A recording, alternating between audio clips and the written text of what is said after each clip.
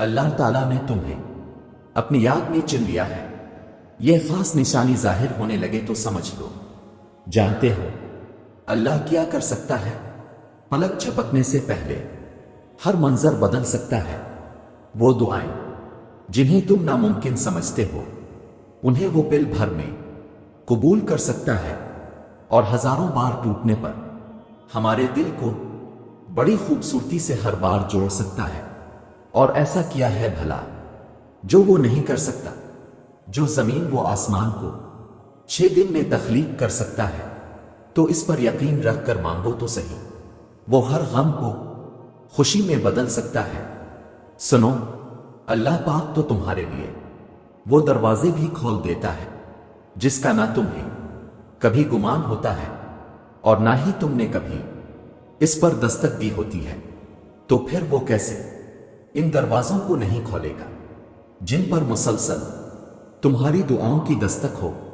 تو بس صبر رکھو اور انتظار کرو، کیونکہ وہ کوئی نہ کوئی راستہ ضرور نکال دیتا ہے۔ وہ اپنے بندے کو ناممکن راستوں سے گزار کر ہی ممکن راستوں کی طرف لاتا ہے۔ یاد رکھو، ایک دن تمہارے پاس وہ سب ہوگا جسے پانے کی امید میں تم اتنی دعائیں کرتے ہو، راتوں کو اٹھتے ہو۔ اللہ تمہیں وہ سب کچھ دے گا جس کی تم تمنا کرتے ہو۔ تمہارا انتظار ضائع نہیں جائے گا۔ تمہیں پتہ ہے تمہارے پاس ایک بہت قیمتی چیز ہے جو بہت کم لوگوں کے پاس ہی ہوتی ہے۔ پتہ ہے وہ کیا ہے؟ دوسروں کی تکلیف کا احساس، دعا کی توفیق، دعاؤں کا جواب نہ ملنے کے بعد یقین اور صبر۔ یہ بہت خاص چیزیں ہیں۔ اگر تمہارے پاس ان میں سے ایک بھی چیز ہے تو تم بہت خاص ہو، اللہ کے پسندیدہ ہو۔ اور یاد رکھو، کچھ چیزیں آپ کے حق میں بہتر نہیں ہوتی، اس لیے اللہ انہیں آپ سے دور کر دیتا ہے۔ ایسا نہیں ہے کہ وہ ان چیزوں کو بہتر نہیں بنا سکتا، بلکہ آپ بھی کبھار ایسی چیز کی تمنا کر بیٹھتے ہیں جو کسی اور کا نصیب ہوتی ہے، جس کا آپ کے پاس رہنا تکلیف کا باعث ہوتا ہے۔ اس لیے اللہ آپ کو مستقل اذیت سے بچانے کے لیے عارضی تکلیف دیتا ہے۔ یاد رکھو، ہماری زندگی میں کوئی بھی ایسا لمحہ نہیں جس لمحے کے لیے اللہ نے اپنی مدد تیار نہ رکھی ہو۔ یہاں تک کہ اگر ہماری ایک انگلی دروازے میں آ جاتی ہے تو اللہ نے اس کے لیے بھی راحت رکھی ہے کہ کچھ سیکنڈز کے بعد ہمیں آرام آنا ہی آنا ہے، اور ہمیں بھول جائے گا کہ ہماری انگلی پہ چوٹ آئی تھی۔ یہ تو بہت چھوٹی سی مثال ہے اللہ کے رحم کی، تو آپ سوچیں کہ جس رب کو آپ کی اتنی چھوٹی سی چوٹ کی بھی اتنی پرواہ ہے، اس رب کو کیا آپ کی بڑی بڑی پریشانیوں کی پرواہ نہ ہوگی؟ اگر تم دیکھ سکو کہ کتنی ایسی دعائیں تھیں جنہیں کبھی مانگ کر تم بھول گئے تھے، مگر آج وہ حقیقت بن کر تمہارے ساتھ ہیں۔ کتنی ایسی خواہشیں تھیں جو تمہیں لا حاصل لگتی تھی، مگر آج وہ تمہارے پہلو میں بیٹھی ہوئی ہے۔ کتنی ایسی التجائیں تھیں جن کے لیے تم ہتھیلی کھولنے سے بھی ڈرتے تھے، اور آج وہ ممکن ہو کر تمہارے ہاتھ میں ہے۔ تو تم کبھی بھی اس سے خوف زدہ نہ ہو جو آگے اللہ نے تمہارے لیے لکھا ہے۔ تم کبھی بھی اس کے لیے فکر مند نہ ہو جس کی طلب تمہارا دل اللہ سے کر رہا ہے۔ شاید پھر کبھی تم اللہ سے رابطہ نہ توڑ سکو، شاید پھر کبھی تم یقین کرنا نہ چھوڑ سکو، شاید پھر کبھی تم مقدر کی شرارتوں سے نہ ڈر سکو۔ اگر تم یہ دیکھ سکو، سنو، کیوں خود کو اتنا بے بس محسوس کرتے ہو؟ تمہارے ساتھ اس پوری کائنات کا مالک ہے، پھر کیوں خود کو تنہا محسوس کرتے ہو؟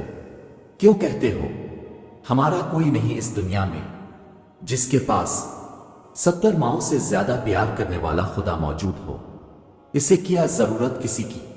تم خدا کو بھول سکتے ہو، پر وہ خدا تمہیں نہیں بھول سکتا، کیونکہ وہ اپنے بندوں سے بہت پیار کرتا ہے۔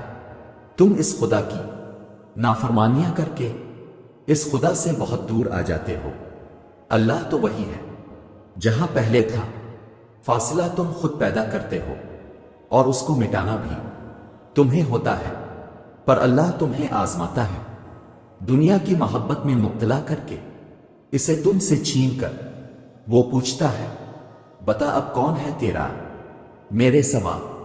फिर तुम बहुत रोते हो क्योंकि तुम जानते हो तुम्हें तुम्हारे गुनाहों की सजा मिल रही है। खुद से अपनी जिंदगी से उकता कर मौत मांगते हो। तुम्हें दुनिया की किसी चीज से सुकून नहीं मिलता। दुनिया से रुसवा होकर खुदा की तरफ लूटते हो क्योंकि तुम जानते हो अब तुम्हारा सुकून। इस बेचैनी का इलाज सिर्फ अल्लाह के पास है। फिर अल्लाह से सच्चे दिल से मुआफी मांगते हो क्योंकि वो तुमसे 70 माओं से ज्यादा प्यार करता है। हम ये कैसे भूल जाते हैं जिसने हमें दुआ मांगना सिखाई। इसने दुआ के कबूल होने का वदा भी तो किया है। दुआ तो मुकद्दर मोड़ देती है। तुम बस यकीन रखो अपनी दुआओं की कबूलियत का। सुनो, जब कभी लगे कि तुम्हारी पुकार सुनी नहीं गई, तुम्हारी दुआ पे कुल नहीं कहा गया, तो बस एक दफा अपने यकीन को परखना कि क्या तुमने पूरे यकीन से दुआ मांगी भी थी या नहीं। क्या तुम्हारे मांगने में वो तड़प है जिसके लिए तुम हर पल दुआ कर रहे हो। कुन कहलवाने के लिए अपने यकीन और ईमान को कामिल रखना भी बहुत जरूरी है। जिसके इख्तियार में अर्ज़ व समा है, तो फिर उसके मौजिज़ों से नाउम्मीद क्यों होना। वो बस एक कुन कहता है और सारे दुख खत्म हो जाते हैं। मोहब्बतें वापस लुटा दी जाती हैं, बिगड़े काम संवार दिए जाते हैं, खाली झोलियां मोहब्बतों और चाहतों से भर दी जाती हैं। फिर तो बस दुनिया की तमाम ताकतें इकट्ठी होकर तुम्हारे लिए फीकौन के नजारे पेश करती हैं। बेशक अल्लाह रब्बुल इज्जत हर शय पर कादिर है। सुनो, जब जिंदगी में ऐसे हालात सामने इकड़ी हों जहां तुम्हें लगे कि तुम तन्हा हो गए हो, तो घबराना नहीं, अल्लाह से ना उम्मीद ना होना। हो सकता है अल्लाह ने तुम्हारे लिए लिख दिया हो कि अल्लाह ताला से जुड़ने के लिए तुम्हें तन्हाइयों के रास्ते से गुजरना पड़ेगा। मुस्कुराओ कि अल्लाह ने तुम्हें अपनी याद के लिए चुन लिया है।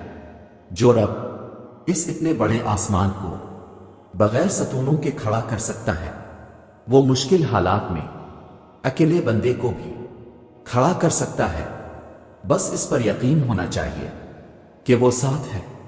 इसने आसमान को थामा हुआ है तो वो मुझे भी गिरने नहीं देगा।